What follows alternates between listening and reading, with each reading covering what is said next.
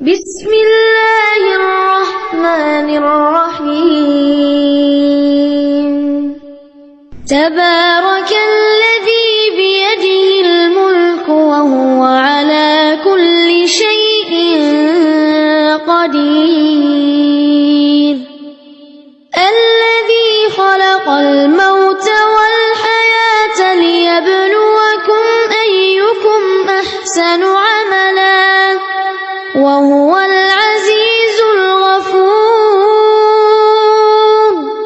الذي خلق 7 سماوات طباقا ما ترى في خلق الرحمن من